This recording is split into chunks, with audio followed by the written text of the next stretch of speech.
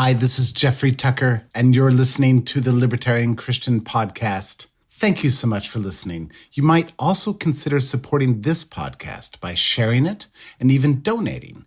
LCI needs your help so it can continue creating great content. Welcome to the show that gets Christians thinking about faith and politics. Get ready to challenge the status quo, expand your imagination, and tackle controversy head on. Let's stand together at the intersection of faith and freedom. It's time for the Libertarian Christian Podcast. Welcome to another episode of the Libertarian Christian Podcast, a project of the Libertarian Christian Institute. I'm Doug Stewart, and with me today is a special guest, Dr. Eric Larson. Dr. Larson is an anesthesiologist in private practice in Grand Rapids, Michigan. He is an assistant clinical professor in anesthesiology at Michigan State University College of Human Medicine. He serves as the president of Kent County Medical Society, and he's the host of the podcast, The Paradocs. That's DOCS. Eric is married to a pediatrician with 3 of their own children and a foster son. And that foster son is one of the reasons Eric is on to talk with us. He's on to talk with us about 2 things, his experience in being a foster father and some insights that led him to understand more about the immigration debate, which we'll kind of get into here in just a minute. And he'll also talk to us near the end of the show about what non-physicians need to know about what's going on in medicine. Eric, thanks for being with us.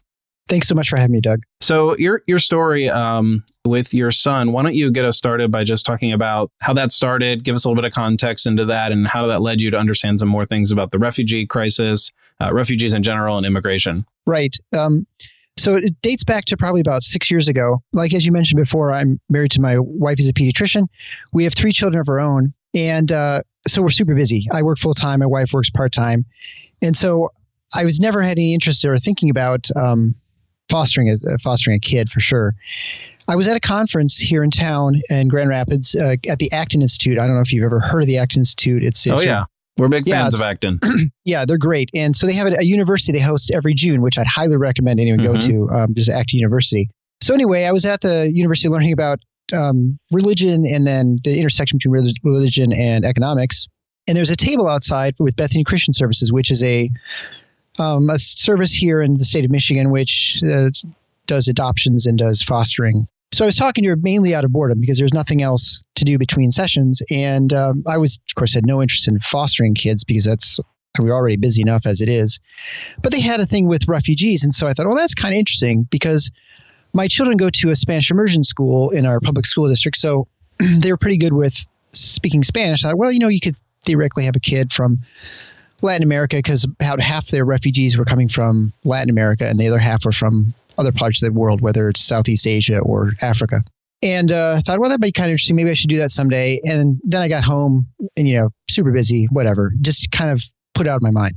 So then about 2 years ago now, 2015, I'm an anesthesiologist. And so I was doing nerve blocks. And so it's basically we do a procedure where you block someone's arm or something for arm surgery so they don't have less pain. So anyway, I'm talking to the patient. You just kind of, what do you do? And so the woman said, oh, well, I work for Bethany Christian Services with the refugee placement services. I said, well, that's very interesting because I was kind of looking into that a couple of years ago, but just we're busy and I just didn't seem like something I wanted to do. And she said, oh, you should look into it. I said, yeah, sure, whatever. So then the next week, I'm again blocking someone, and I asked, so what do you do? And she said, oh, I work for Bethany Christian Services with the refugee placement services.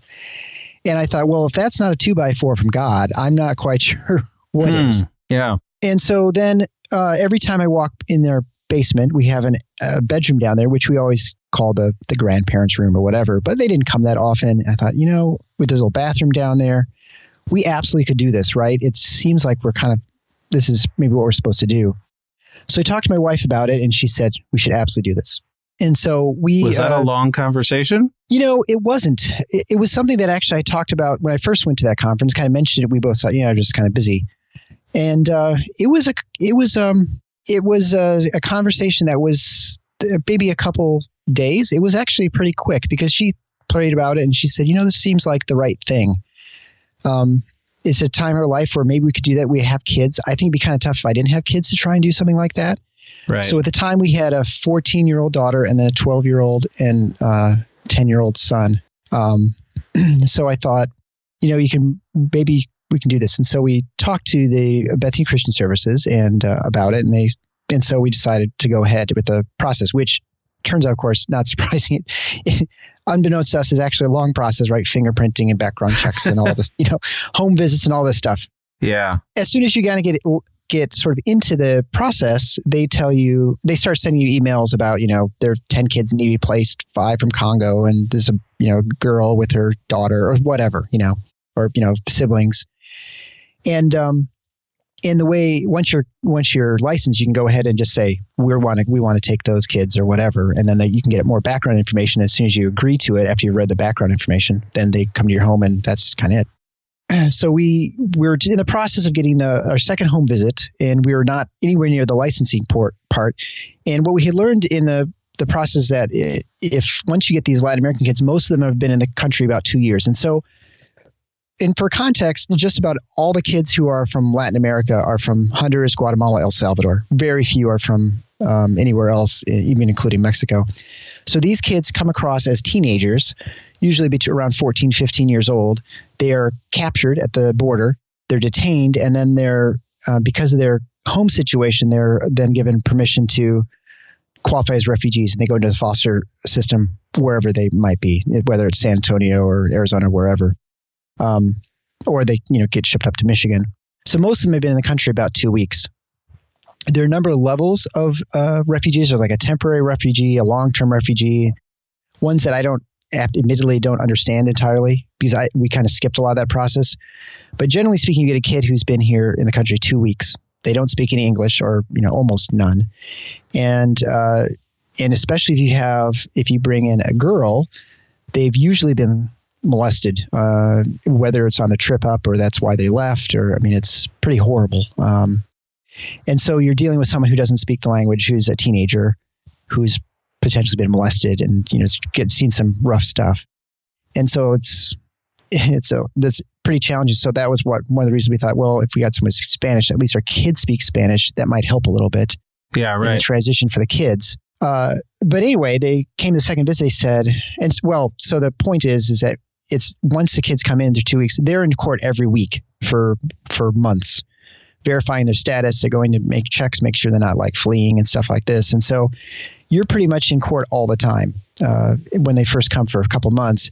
So we thought the last thing we want to do is to have that happen in summer, because we're in Michigan. Summer's fairly short. It's about 3 months. And we thought with our family, it's probably not fair to our kids to sort of like lose a summer and ability to go up and do stuff. And so we thought we'll just start in the fall. And in March, they came for a second home visit and said, we have this kid who really needs a home. He's 17, and it's unusual because we were expecting a girl because there has to be 2 years difference in age from your oldest kid for obvious reasons. You don't want a 14-year-old daughter and bring in a 15-year-old boy. Things can happen. And so they want to make sure there's an age separation, at least for a little bit. And so we had really anticipated that we were going to get a girl, someone who's older, like 16 or so, or 15. And so we're a little surprised, but they said the reason is this kid is sick. He has kidney failure. And he desperately needs to find a stable home situation so that he can get a transplant, because that's the only way he's going to get better.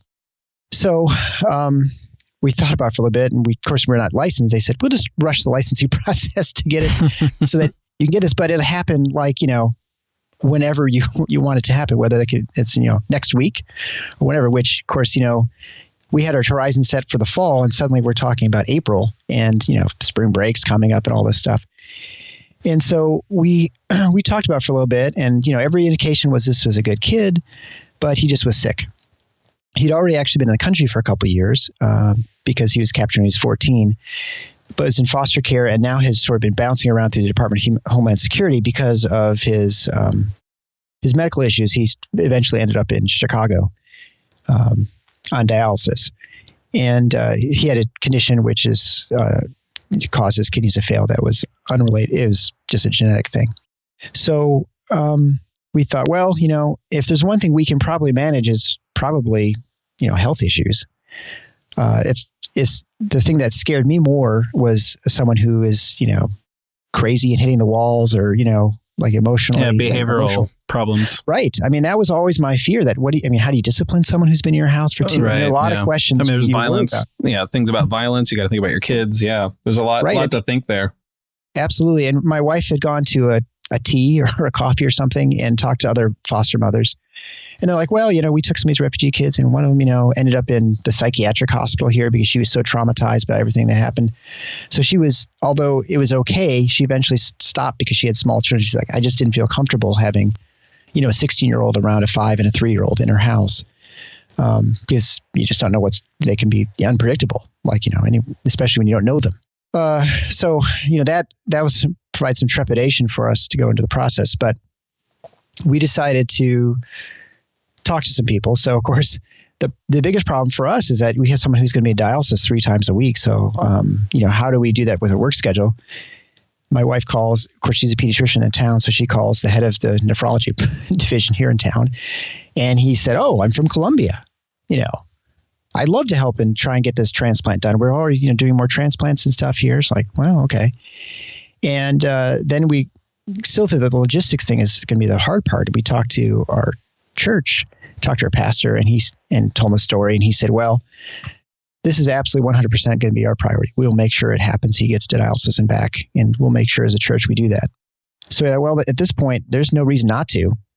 We kind of just committed to doing it. We're just going to go on spring break first, and then we'll come back. And so we actually we went to Disney for spring break.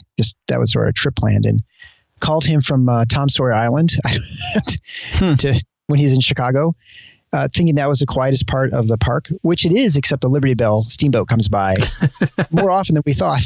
It kept blasting. And he, his English was not good. He'd been in the country a couple of years, but it still was not very good. So we got him, and my wife, to her credit, in 8 weeks, she sort of worked through the process, and he had his kidney in about 8 or 9 weeks. So we got him in April, and he had his kidney in mid to late June. What's interesting is when I first ran into those women who were worked for Bethany and started thinking that maybe we need to embark on this process, is about when he started on his dialysis in Chicago.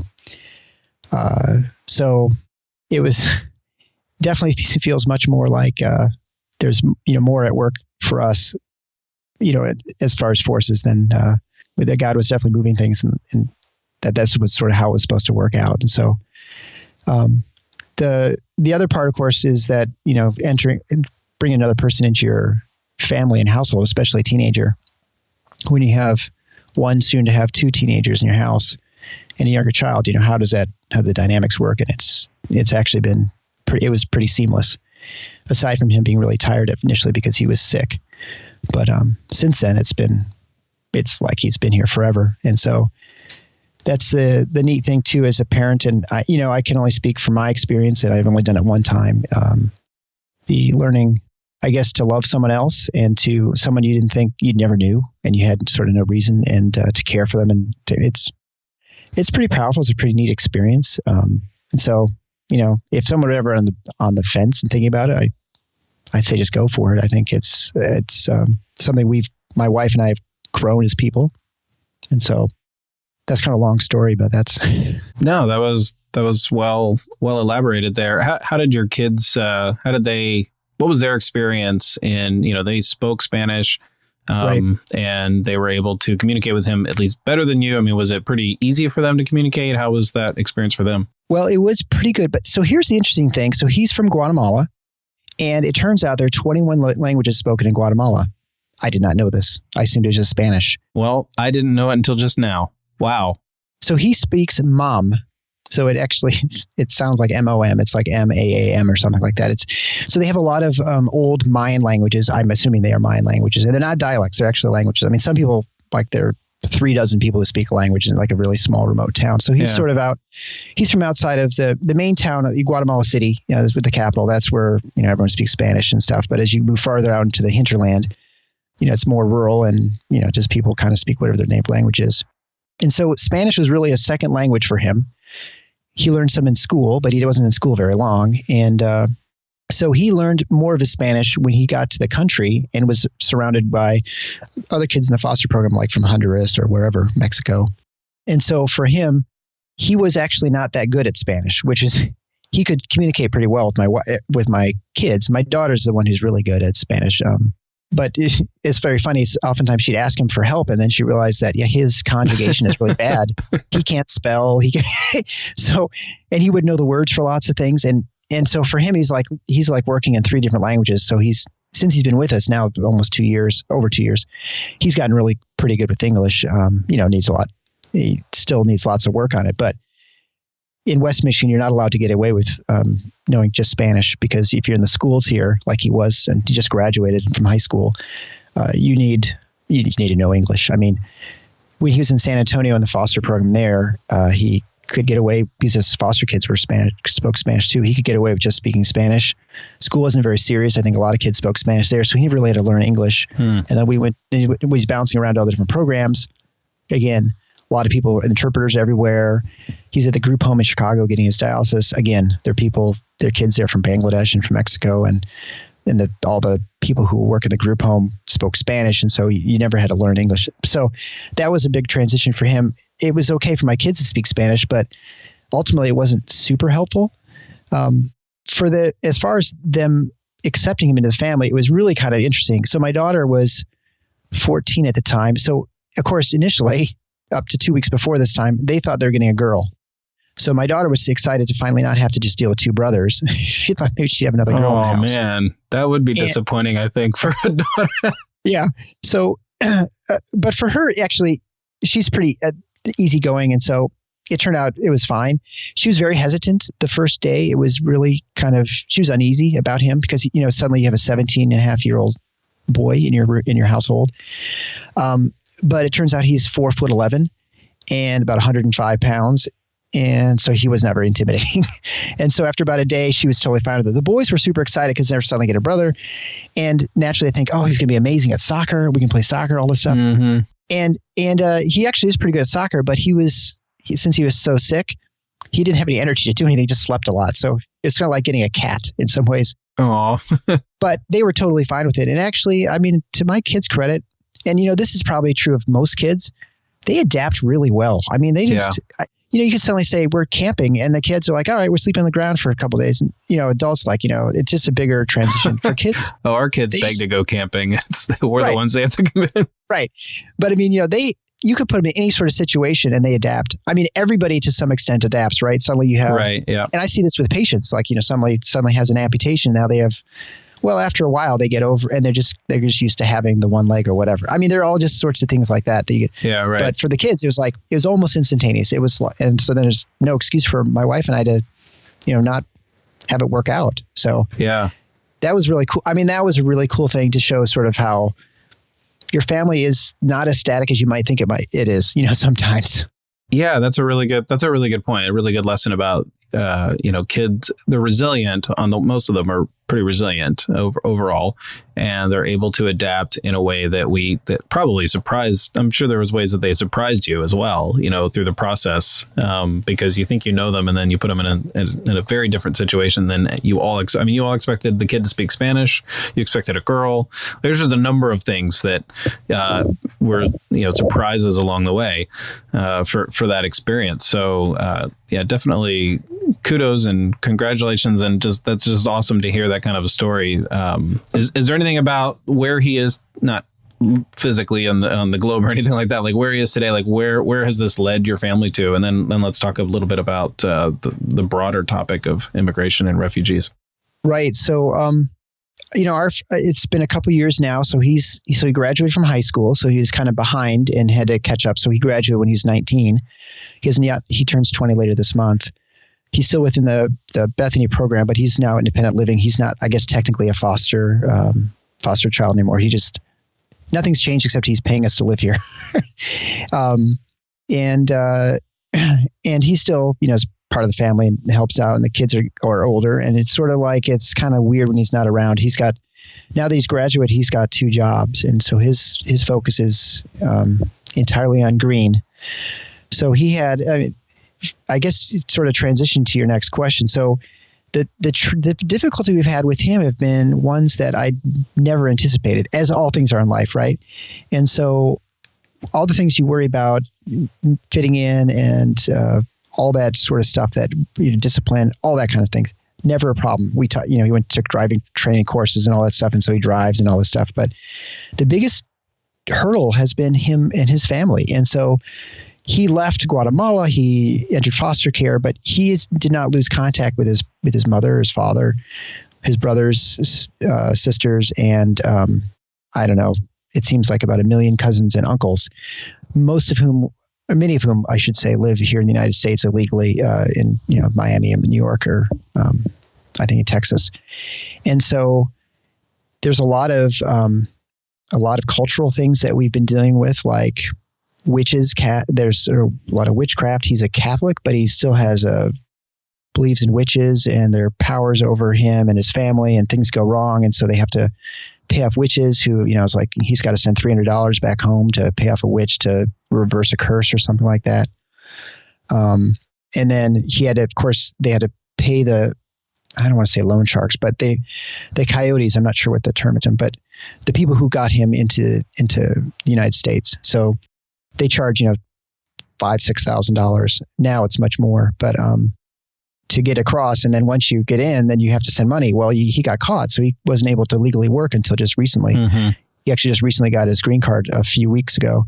So now he's a permanent resident of the United States because he was a long-term refugee, obviously, for a while. But anyway, so these kids come, so his family, he talks to his family, and they're like, now these guys are coming, they're going to take our land, and they're going to do all this, that, and the other thing. It's obviously a very a bad social situation, which is why he left to start with. And so they're very dysfunctional. Alcohol and all kinds of other problems. And so it's always a struggle for him to sort of, as someone who, if you try and think back what you were like when you're 18, you thought you could fix a lot of things you probably can't fix. And, anything that's going wrong at home, he feels like he should be doing something about it. I'm like, you're 1,500 miles or whatever, 2,000 miles from home. You can't help someone with alcoholism, for instance. He sends money back to pay off loans, and they end up spending on booze or something like that. So there are a lot of problems with that. And so that's really been the challenge for us, has been sort of helping him with the spiritual aspect and to sort of deal with the cultural problems as far as the witchcraft and I think it's a lot of probably the Mayan influence in Latin America. So yeah, a little syncretism going on there with the Catholic faith and whatever other religious, I don't even know what the word is, any of the other religious aspects going on there. Yeah. Right. Yeah.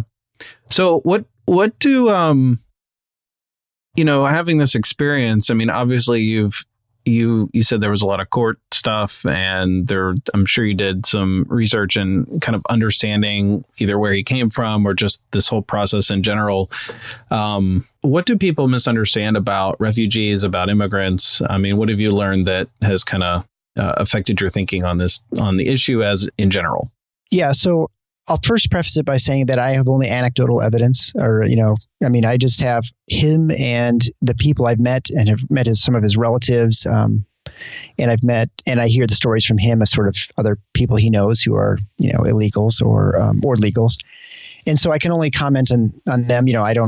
He's not an MS-13 gang member or something like that. So I can't talk about any of that stuff, but I can tell you that a lot of the immigration situation is very interesting because of for instance, I believe is the DREAM Act that was instituted by Obama. It would immediately send back people who were over the age of 18, but it would allow people who are under the age of 18 to stay. And so they'd enter the foster care program. And so what happened is you had these unaccompanied minors who'd come across, and these are not 3-year-olds. These are teenagers, right?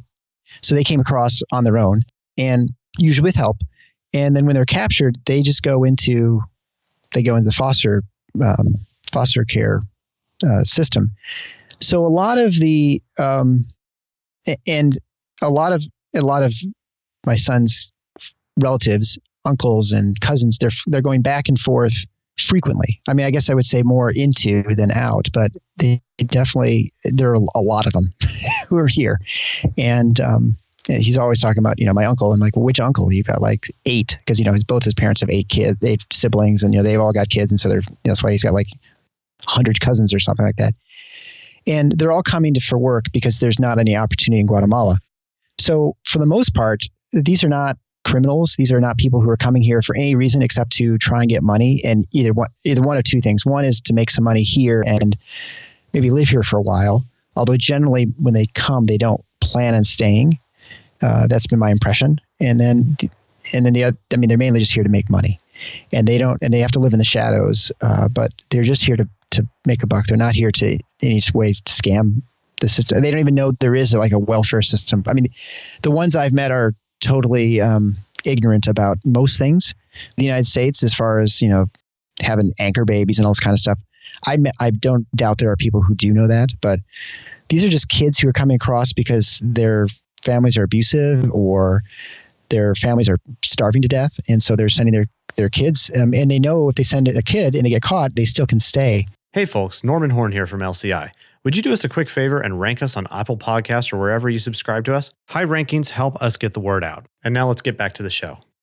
So they're sending kids, or the kids are choosing to go if they're older because they're seeking opportunity that's more about their own betterment and well-being than it is about some, like you said, scam or taking advantage of particular welfare programs or whatever. Even, I think it's probably understood that there are some people who are deliberately trying to take advantage of what welfare systems exist if they Sure. exist for any immigrants. But what you're saying is that your experience is that there's a lot of people that's just not who they are. Yeah, I think so. I mean, I think in one of the kids at his high school, he actually was, his parents had both abandoned him. He was being raised by his grandparents who were abusive and upset with him and tough. And so he had actually to dig a tunnel out of his house to escape, and then got to the United States on his own. So, I mean, so these are the situations these people are leaving oftentimes. And so they're just here to make a buck. And we actually visited a number of his relatives a couple of his cousins in Miami when we were on, because he had a kidney transplant, he actually got a Make-A-Wish trip. And so we went down to, his Make-A-Wish was down in Florida. But anyway, we stopped in Miami for a couple of days and ran into his cousins, which one thing is interesting that they didn't know any English, and they'd been in the country for 2 years, which I found amazing because you never see that situation here in this part of Michigan. I mean, you can always say something to someone and they're going to know sort of what you're saying. If you're talking like, hello, my name is Eric, and they didn't know anything. But one of them was a gang member, and he's like, that's part of the reason he came, because he's like, I didn't think I could do that anymore. So now just working, I don't even know what he's doing, but like construction or something in Miami. And so I think the impression is that these people are coming to sort of scam the system in some way. And I think they're just here to make a living. I think you can have sort of, I think it's reasonable to have qualms about having all these people coming and not documenting, and they might be criminals and these things, and you need to be better. There needs to be better vigilance at the border, things like that. And I don't disagree with some of those things. Better accounting methods. Yeah, I think it's probably more reasonable to say, well, for one thing, when Trump says, well, we just need to keep all these, we only want the good ones. Well, I know these people, work like crazy. I mean, my kids working 2 jobs, and a lot of people are working a ton, and they're obviously, just working for cash. I mean, he's not, because he's legal, but his other relatives are working just for cash or something. I don't know. I have a hard time feeling a lot of animosity towards people who are really kind of living the American dream. I mean, I agree that they didn't come the right way, but that's pretty much because our country is kind of a goofy way of allowing the quotas or whatever you want to say. Maybe that's not the right way to do it, but these are people who are pretty desperate, and so they're just looking for a way to get better. And I don't know. I mean, I think a lot of people, they point to, you'll see people on the left point to these 2-year-olds who come across being separated from their families. And I'm sure that happens. But I think a lot of these undocumented immigrants, and we're just talking about people from Latin America, are these teenagers coming across, and they weren't coming, it's not the situation that the left paints or the right. I mean, these are not people coming, these are not like gang members and stuff like the gangbangers. So I don't know. I think it's just, as most things, it's a lot of hyperbole about the issue. And it's not helpful because the average American has no idea really what's going on. Yeah, I mean, you've got the problem of, our attention span lasts about, half a second if we're lucky.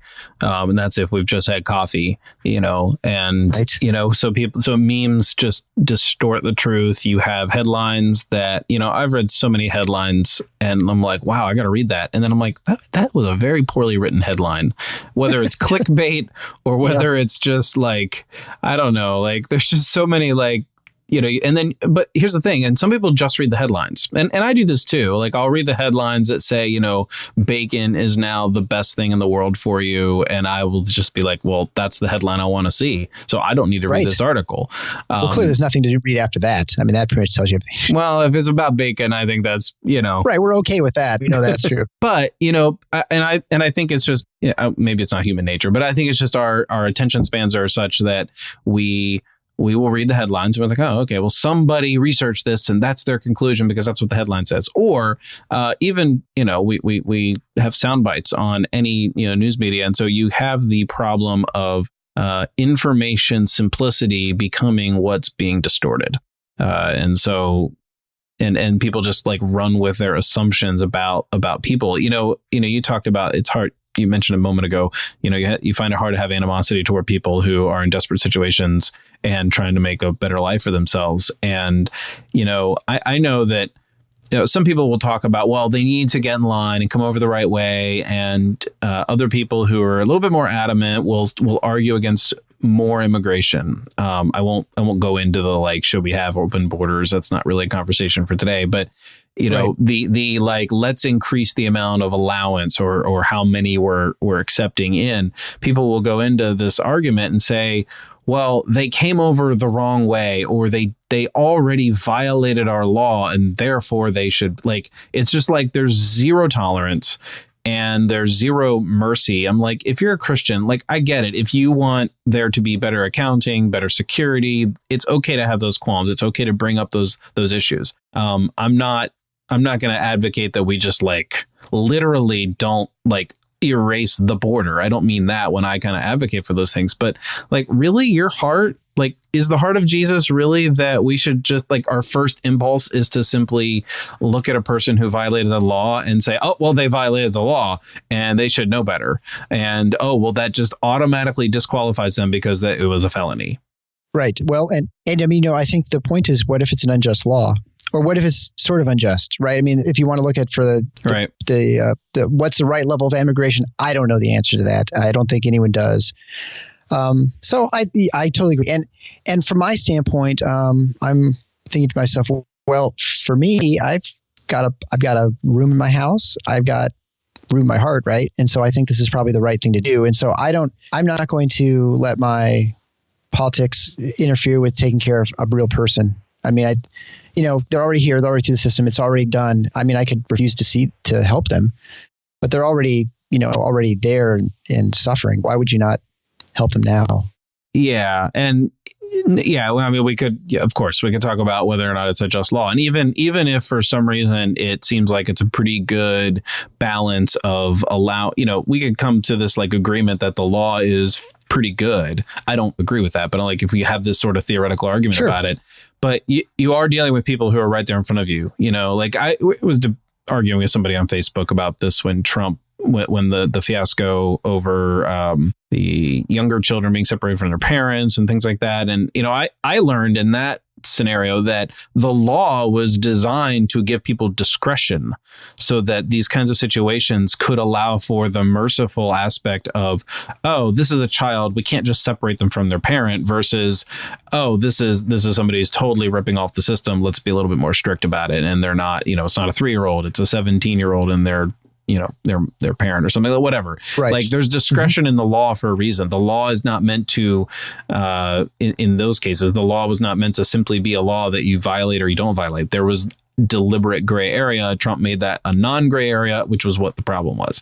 And so, I mean, hey, if I had this argument with somebody on there, I'm like, people are talking about these, what was the anchor babies or they bring a child with them that they sort of find a loophole. And this was new. I read through articles that this was news, that this was happening. It's like, oh, well, if you bring a child with you, there's a lot less lenient. There's a lot more leniency. They won't separate you, blah, blah, blah. And that's what, is happening. I'm like, well, it's too bad those children couldn't tell their parents about your Facebook status that told them that they were breaking the law ahead of time, because, if you could just reach out to those children and tell them that their parents are about to break the law, then maybe this problem would stop. Obviously, sarcasm there, but I'm just like, really, these are children here. Like, let's deal with the problem we have.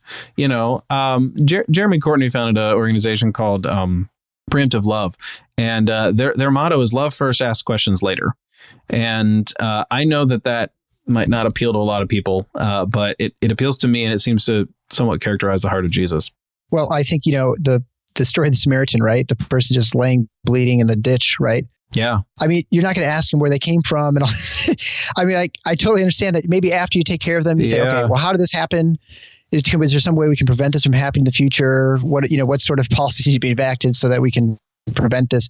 But you're not going to just say, hang on a second, I know you're bleeding to death, but I got to figure out where you came from, But I mean, I think a lot of times we sort of overthink some of these things, and we just need to kind of just do the right thing and worry about things later. Yeah. Yeah. It's funny you bring up the story of the Good Samaritan. This is just a hair off topic, but it strikes me as interesting that I recently heard a sermon from our pastor, one of our pastors at my church, about the Good Samaritan. He was talking about how wide the path was from Jerusalem, where I'm sorry, I can't draw off the top of my head here where they were passing from. They had to go through Samaria, but the road, it's not a road like a 2-lane highway with ditches on either side. This is like a path. Right. Yeah.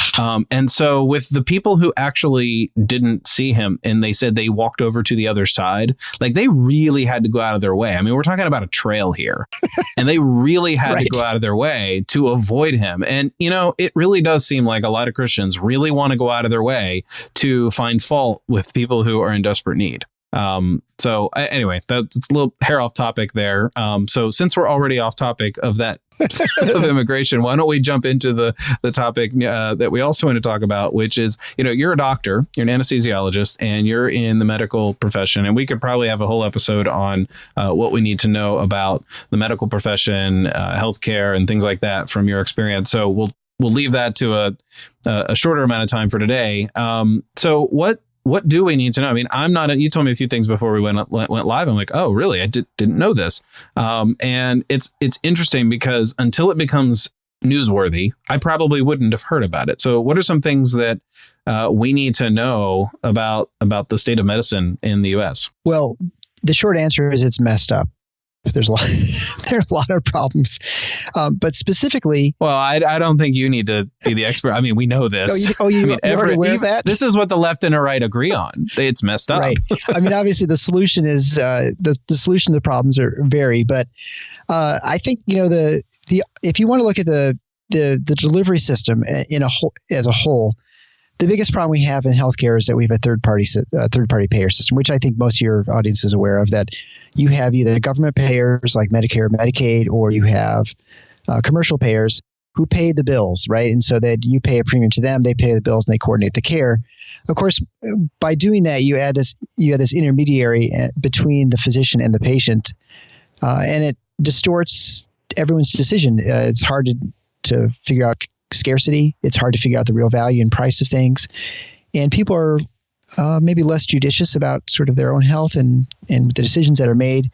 And it causes a lot of problems. It causes problems not only for the patient, that premiums keep going up and that they're not able to get the care they may want, but that it also causes huge distortions and problems for the physician. And I think patients don't realize that physicians don't like the system. I mean, I think physicians were definitely complicit in adopting the third-party payer system because it seemed like an efficient way of getting payment from insurance company. It paid right away. I don't have to hound each specific patient to make sure they send me their check. If they decide they got angry or they moved or something happened, it's a lot more efficient to get it from one entity.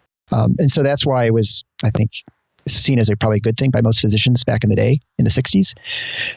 But with, of course, that enters on all kinds of problems for the physician now, because now I'm not practicing the way I want to practice for you as a patient. So if I think this is the best medication for a patient, I can't give it to you because your insurance carrier says you have to, that's your third line drug. You have to try two others first. Or you need to have two other tests, which we may or may not approve. Or you need to fill out 40 pages of demographic information on your patients. And there's certain metrics you have to meet that have no bearing on your health. So there are all kinds of things we have to gather. Like, why do I need to tell you if I'm wearing a seatbelt? I'm here for my urology appointment because I can't pee, right? But they have to collect this information for billing reasons and demographic information. So all these sorts of things, you add up those little tiny things, and then you add 1,000 more, and suddenly if you're a physician, you're spending 30 to 40% of your time as a data collection agent and not actually treating someone. And so everyone hears about the shortage of physicians in this country, but you can imagine if it's because you've increased the paperwork, you've doubled it. Well, now you've cut your physician population in half. And so now it takes, twice as many people to do the same work that it took everyone before. And so has the digitization of all of these health records, electronic medical records, actually increased the amount of workload for doctors, or has it actually helped diminish it a little bit over the past decade? It has absolutely increased the workload. And so what's interesting is because we have this third-party system, and you've hit on it maybe by accident, but the reason that it's so much harder for physicians to get stuff done is because they're now gathering information that is for billing purposes. So when you have electronic health records, you can imagine there are one of two goals you have. One is you have a documentation system that makes it simpler for doctors to find critical information on the patient, to make better decisions and to provide referral information for other physicians. So like you have some sort of it hurts every time you eat something. You want to make sure that when you send someone to the specialist, the surgeon, that they know that's the problem, right? But now you have two choices as a physician. You either have a system that works like that, or you have a system that maximizes your billing. Well, unfortunately, you can't get through in medicine without making money and to pay your staff.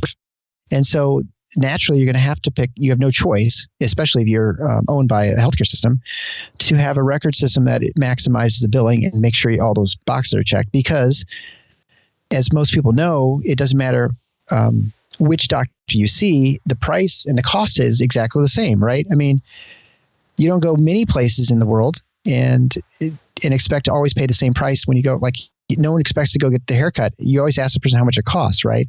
Because it's not like a haircut's always $10. Some people charge $30. Some people have a fancy salon, it costs $100. And so, but in medicine, it's not that way. So if you're charging through Medicare, or actually almost any commercial payer now, they all pay the same no matter if you're good or bad or in between. So that's why you have to maximize all these boxes, because that's how you can bill more. So if you gather more information on someone, like if I just ask you if your nose hurts, you say, my nose is stuffed, and that's all we talk about, then I can't charge much. But if I ask you 10 other health systems, like, well, how's your heart, how's your lungs? And maybe it only takes me an extra 3 minutes, but now I can charge you a level 3 as opposed to level 1 visit. Maybe it's 3 times the reimbursement. And so, of course, you're going to try and get as much as you can, because, you only have that's the way the system works, to maximize your billing. And so that's standard in most places? Like, they deliberately go out of the way and ask a whole bunch of other things and they try to bill you? Or is it or are they doing it now because, well, this is the tier of billing that I'm going to end up doing because, whatever the symptoms are, and I'm going to go ahead and do these other 3 things because I'm already charging them at this rate? Right. I mean, if you're a primary care physician, there are certain, you need to average a certain amount of charge per visit to keep the lights on, right? Based on your payer mix. So if you have government payers or commercial payers or Medicaid or whatever.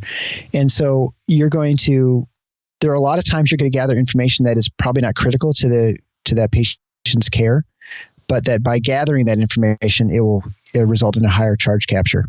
So it's not like it's not fraudulent in any way. It's because there's potentially you're going to gain information that would be useful to you in the diagnosis and treatment plan, but you're more likely to sort of gather more information than you need.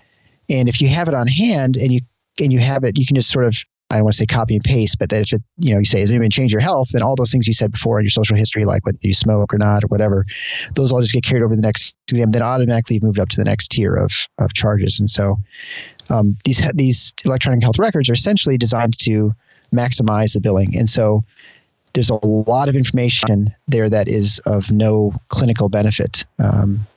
for, if I come and break my arm, it doesn't matter if I, wear a seatbelt. But I'm still going to get asked that sort of question, possibly, or the family history. Is there anything I, as a patient, can do to avoid that, or is it just is what it is and accept it?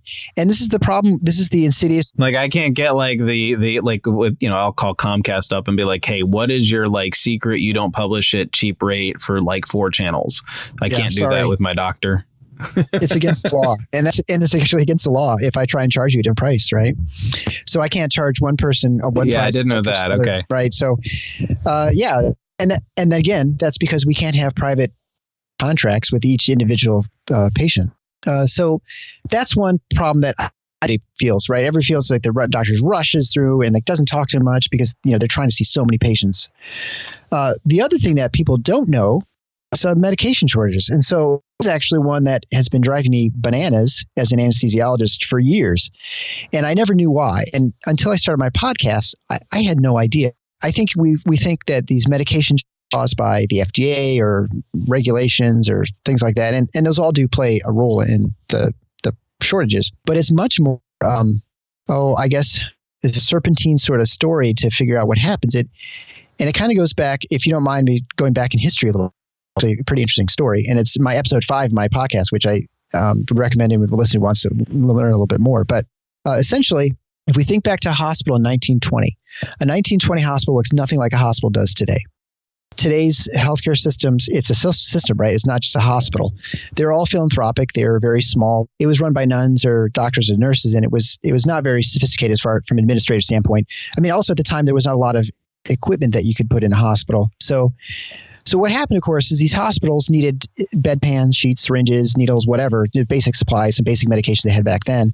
But they didn't have any way of getting group purchasing. They're bulk discounts. And so what they did is they formed these co-ops called group purchasing organizations that would then make purchases for, say, 20 hospitals in the city of New York or, in the state of Wyoming or something like that.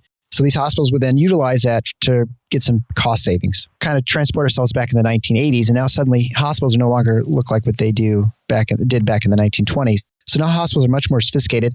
They're generally large health systems with surgery centers. They've got imaging, laboratory, all sorts of things. And also the amount of medications on formulary has exploded since the 1920s. And so what's happened now is that these group purchasing organizations have also consolidated too, not surprisingly. So now you're not servicing 20 hospitals, you're probably servicing, 200. And so there aren't as many group purchasing organizations as there were before. There are also these things called pharmacy benefit managers, which I apologize for all the different terms, but these are the people who buy bulk medications for pharmacies. So these are absolutely in every way middlemen. So these are people who do not produce anything, do not store anything, do not transport anything. They just write contracts to serve as an intermediary between the hospitals and the producers of supplies. So we're just going to focus on pharmaceuticals because that's what me in 2007, 2008, am starting to deal with problems. So in 2008, I'm suddenly not able to find certain medications to treat my patients. Whether it's a local anesthetic, whether it's a medication to help you go to sleep. If you're an oncologist, you might find certain chemotherapeutic agents that are known to be effective against the cancer. You're no longer able to get it. So the question is, why did this happen suddenly? And the reason is we go back in history to the 1980s, and it's with these group purchasing organizations and pharmacy benefit managers. So at the time, they asked Congress to create with the Safe Harbor Act. Congress did it on the auspices of having Medicare get better drug deals by writing large contracts, and so they would get rebates back from these group purchasing organizations. So a rebate is, when you hear people talk about rebates in the pharmaceutical industry, they're basically talking about kickbacks. And what I mean by that is, if I'm a company who makes lidocaine, and this is a common local anesthetic, and I want my medication to get to hospitals. Well, the only way I can get access to the hospitals nowadays is through these group purchasing organizations. They control 90% of the hospital purchases in the country. So I can't just say, hey, Mr. GPO, I'd like my lidocaine to be available in your formulary. They say, you need to be a member. Well, a member obviously costs some money. And then the group purchasing organization will then offer a rebate or back to the hospital for purchasing through them. So they're basically getting paid by the pharmaceutical company. They're getting, I shouldn't say pharmaceutical company. Yeah, through the pharmaceutical, the producer of pharmaceuticals. And then that money then goes to the hospitals. Some portion of it, of course, they pocket some of it as the middlemen. But what happens over time, now that Congress has allowed this, is that you're no longer able to produce one drug because as they keep increasing the cost to be a member of this organization for the pharmaceutical companies. Now I can't, as an innovative company, produce just one drug. I now have to produce two because it's $100,000 to be a member of this organization. And now it's like $500,000. So now I can't even produce two drugs. I need to have a margin of at least 5 to 10 drugs to get into this formulary. So of course, what happens now is less and less people are in this market. There's obviously FDA regulations. There are all the inspections that happen. All those sorts of things were happening before as well, which somewhat restricts the ability for people to get into the market if you were an innovative person who makes one thing. But what happens over time is that you have less and less people who are in this market. And by the time we hit the mid-2000s, we now have very few companies that can make generic medications. And by generic medications, I don't mean simple medicines like lidocaine necessarily. I mean things like normal saline. And if you know what normal saline is, just IV fluid. So you would think something as simple to make as sodium chloride with water would be produced by hundreds of companies. But that's not the case. And so there are only 3 companies. And so this is not really a problem until you have supply chain problems like, let's say, a hurricane that rips through Puerto Rico. Now a hurricane rips through Puerto Rico, and most of the pharmaceutical companies have moved offshore onto Puerto Rico for tax reasons, ironically enough. And so now there's no normal saline in the country. So now if you go to the ER and you suddenly get sick, dehydrated, or grandma has problems and she's fainting, well, now they're going to have her drink Gatorade because they don't have any access to normal saline. It's crazy. And it's the simplest thing you could make. So these drug shortages are becoming more and more frequent. And it's likely because these group purchasing organizations are causing these huge distortions in the market by requiring more and more in payment. And then the other half of it, of course, is why doesn't the hospital just find another alternative source for normal saline? And the reason is because of the rebates. Because if they were to go off formulary, they violate their contract with the group purchasing organization, and now they've lost maybe $4 million. So, of course, will come no surprise to your listeners is that like 7 of the top 10 healthcare companies in size are these GPOs and PBMs, so these group purchasing organizations. And not surprisingly, they contribute a lot of money to Congress. So in order to try and fix this problem, obviously you have to get rid of this safe harbor law to allow the ability for people who are innovators to come into the market. I mean, obviously we would fix it right away, but that has to happen. But you have Express Scripts, which is one of the pharmacy benefit managers. I think they contributed like $3 million in an off election year last year to various members of Congress. So that's a lot of money that's sloshing around, and you can see where the money comes from, right? And they're making money hand over fist. Yeah, we blame greed, but then it's like it's integrated into the lust for getting power on your side. It's their business model, and I'm sure they don't. And I'm sure that when they look at how it worked, it seemed very rational to them and seemed efficient and reasonable. And they did not foresee the fact that it would cause these shortages of medications, because they'll point their fingers to all sorts of other things, and there are some validity to the fact that the FDA's inspections or the fact that the testing and all those sorts of things may cause some problems with the market. But ultimately, it's the fact that you just can't be someone who produces 1 or 2 drugs really well. Now you have to produce so many, so only these big companies are left. And then when something happens in the supply chain, a fire or a natural disaster, now I don't have medication. And we're talking about for like 6 months, I might have anything. And the greater tragedy, of course, is that we're very rich in this country. Well, guess where they're not very rich? Lots of other places in the world. So if there's a shortage somewhere, we're getting it, and they are getting nothing. Wow. Well, is there anything to be optimistic about in medicine? I mean, do you see any changes that a libertarian would say, oh, this is good change? Yeah, absolutely. And yeah, that's a downer to end on, but it's actually, I think the fact that the Trump administration is looking into this, I think is a good thing. When it comes to the third-party system, I think what's interesting is because of the Affordable Care Act, or Obamacare, it has accelerated the increase in premiums in this country. And so what that has done is it has turned many people with the deductible now that are $10,000, $15,000, they're becoming shoppers for the first time in healthcare, and they're demanding transparency. They're demanding better options, and they're more judicious in sort of how they're finding their medications at pharmacies. They may shop around a little bit. Yeah, I mean, a $10,000 deductible, you're essentially self-pay for a lot of people. Yeah, for the most part. I mean, there's no better off than self-pay, other than I guess there's no fines anymore. But yeah, that that there's such a high deductible. Yeah. I mean, I understand the concept of, catastrophic insurance and stuff, but, given the system the way it was, a $2,000, $3,000, $4,000 deductible is a lot more reasonable than like spending $1,200 a month and then having a $10,000 deductible. That's crazy. Right. Yeah, there's no question. But what that's done is it opened up a window for people to look at alternative ways of caring for people. So you see an explosion in direct primary care. And if you're not familiar with that, it's basically a membership service for getting access to a primary care physician. So instead of having a traditional use your insurance and copays and all this sort of thing to get your physician, now you're just paying a membership flat fee for access, 24/7 access to a physician. So you maybe pay $60 a month or let's say $50 a month for access to the physician, and you can go in as many times as you need. They can oftentimes, in many states, they can prescribe not only prescribe medications, but they can actually deliver it, or I should say, they can dispense it. And so you may get now a medication that was costing you, say, $20 a month is now like $1.50, and then which helps pay for your premium. And you're getting better access to a physician who can sit down with you for 45 minutes. And they're not worried about checking boxes and not trying to get any qualified for any metrics.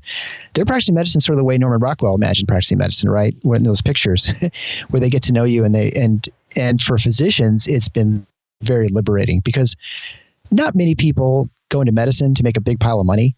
I mean, people do, and you get compensated well, but most people like to go there for either the challenge or the intellectual the rigor, and for the relationship that you spend with patients. And much of modern healthcare has worked tirelessly to remove that human contact with patients. And so this new trend of direct primary care, which again, I think is on the cusp of really taking off, it brings that relationship back into the forefront, which is why most people went into medicine.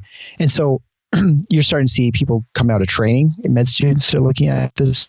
Residents are looking at this. And I think at some point, patients are going to start demanding to have this sort of care too, because it's just better. I mean, for $600 a month or a year, you have access to a physician. So I think a lot of reasons to be optimistic. I think a lot of from the financial, if you look at the Medicare for all argument, I think the price tag is so tremendous. It'll be a hard sell just because every state who's kind of looked at it realized that it was, insane. So the only way you could finance this with massive debt. I think there's at least enough resistance in Congress at this point to prevent that from happening. Well, Eric, we've spent a lot of time talking about two relatively different topics, and I just wanted to thank you for joining us for this episode of the Libertarian Christian Podcast. Well, thanks so much for having me. I really appreciate it. Thank you for listening to another episode of the Libertarian Christian Podcast. If you liked today's episode, we encourage you to rate us on Apple Podcasts to help expand our audience. If you want to reach out to us, email us at podcast@libertarianchristians.com. You can also reach us at LCI Official on Twitter. And of course, we are on Facebook and have an active group you are welcome to join. Thanks for listening, and we'll see you next time. The Libertarian Christian Podcast is a project of the Libertarian Christian Institute, a registered 501c3 nonprofit. The audio engineers were Doug Stewart and Jason Rink, and voiceovers were by Matthew Bellis and Caitlin Horn. If you'd like to find out more about the LCI, please visit us on the web at www.libertarianchristians.com.